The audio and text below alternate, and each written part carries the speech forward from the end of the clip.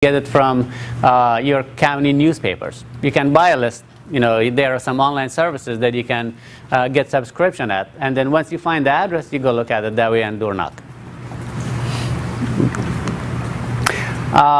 Pre-foreclosure, that's what he was talking about. So anyway, when you see any of those signs, look at it. There's nothing wrong with knocking at these doors. If you go look at them and you see the house, knock at the door.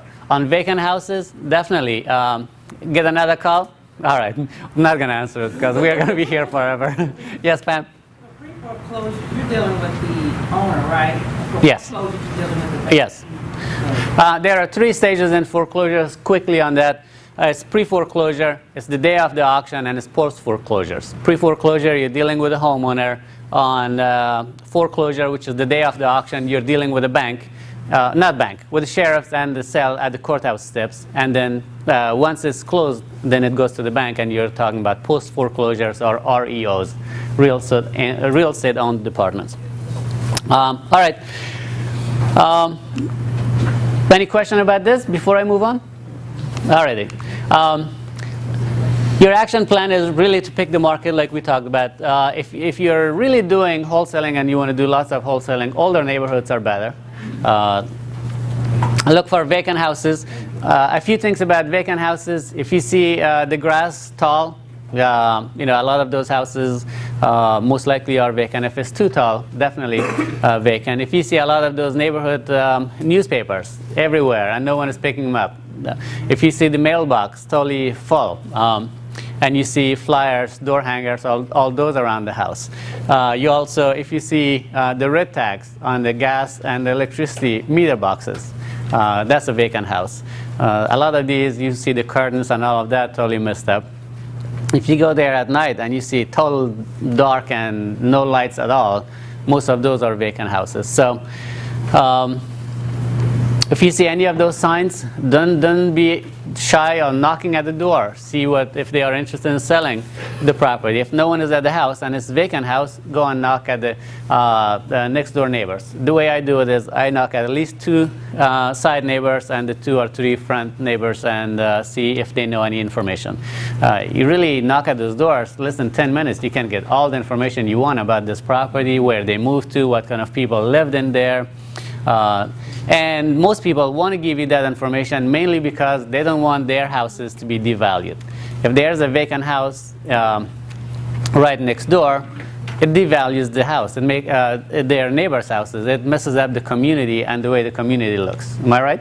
Correct. I don't want a vacant house right next to mine. So what makes you think they want a vacant house? So just because you show up and say, I'm interested, I'm serious about buying this house, and I want to buy this house to make the community look better, they're going to give you all the information you want. Collect information on these properties, and most importantly, make an offer ASAP. Doesn't matter how much information you collect, that's how much work you do or research you do on these properties. If you don't make an offer, you're not going to make money.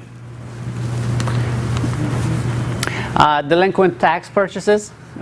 This is the property in Marietta. The way we found it was this.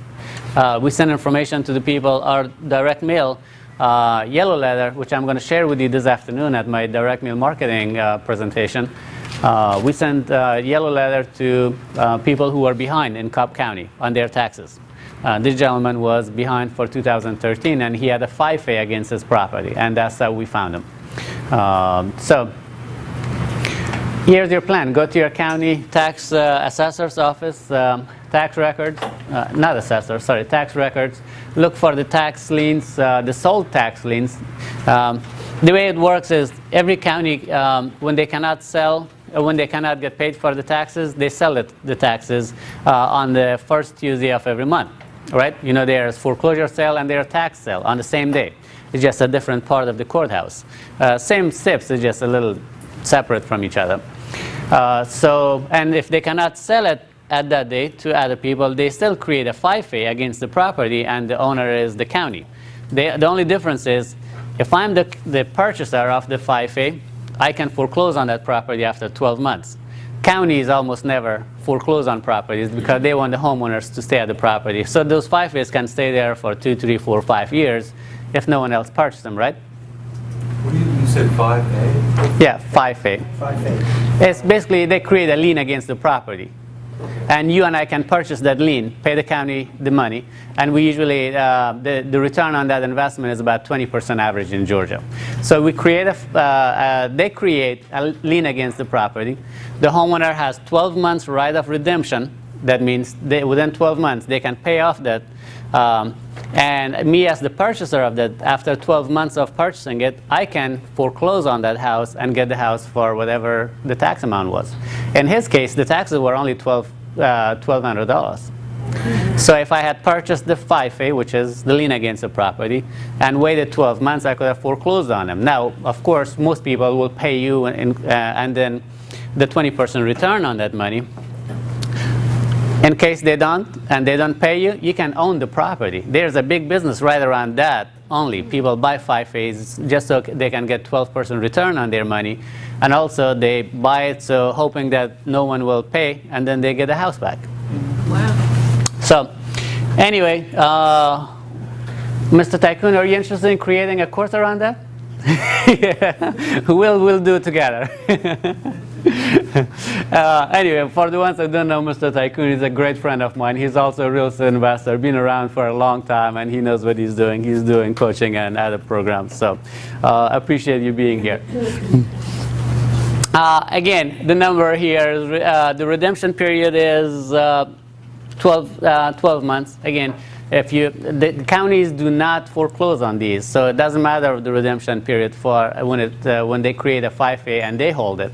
But if you contact the county and buy that, then of course you become the new owner and you can foreclose on it after 12 months. Now, our goal is here to do 2 to 3 things. One, we contact them, let them know that, hey, you have a 5A against this property. Anyone can purchase it and can foreclose on your property. You already know that right now you are not the owner. And truly, that's the truth. Because once they create lien against this property, whomever is the new owner is the true owner of the house. Because they actually give them quitclaim deed the property to the new owner. So you're not the actual owner of the house.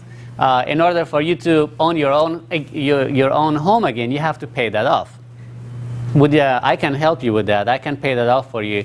And I know more than one person who actually have purchased the property for the tax lien against the property only. So you can tell them that you can pay off. Thinking about that, if there's a mortgage on the property, where does that leave the mortgage holder? State of Georgia, taxes comes first, mortgage comes second, HOAs come third, and then junior liens after that. In some HOAs, junior liens come after whatever mortgage there are. So if you are the owner of the tax or tax deed, you are the first priority. When you foreclose on that property, it wipes out everything, mortgages and HOA liens and all other junior liens. And they don't get anything. They don't get anything. When you foreclose on them, they get nothing. But the loan still stay with them? Who? The loan gets wiped out. It totally gets wiped out. So that's when dealing with pre-foreclosures, not tax liens, is really a powerful way of buying houses. When you know what you're doing, you can make lots of money. Now the thing is, the worst part of it, even if you don't do anything, you get 20% return on that money. Is that really a bad thing? No, it's not. So contact them and collect information from them. You have property information sheet.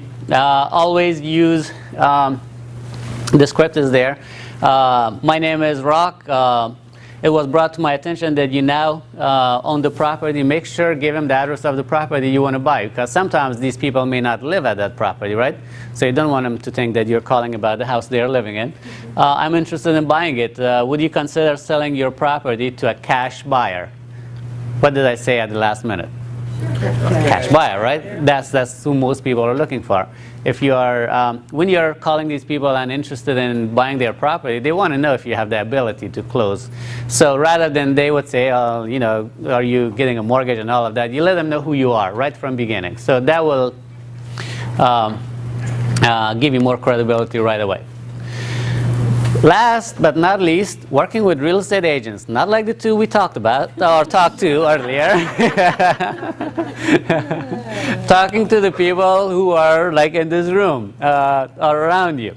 Not all real estate agents are investor friendly, and that's okay too. There's nothing wrong with that because they are focusing on people who like homeowners who can get a mortgage and don't mind buying a property at market value or more than market value.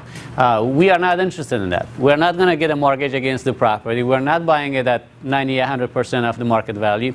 And when I told her that I'm interested in buying up to 80% of the market value, I'll be very selective about that because my average number is between 60, 70% minus repairs. Now, I want to get paid for my work, right? And for my time. Now, if someone has done all that work and the property is in great shape, they have done all the rehab for me, I don't mind paying a little more. If it's a great house, I don't mind paying a little more and keep it long term. So a good one to find is Really Worth Gold. I have bought a lot of properties through real estate agents and made pretty good money with them. But none of them sounded like the two I talked to. Because people like that, I hung up on quickly. Like, all right, thanks for the call. Bye now.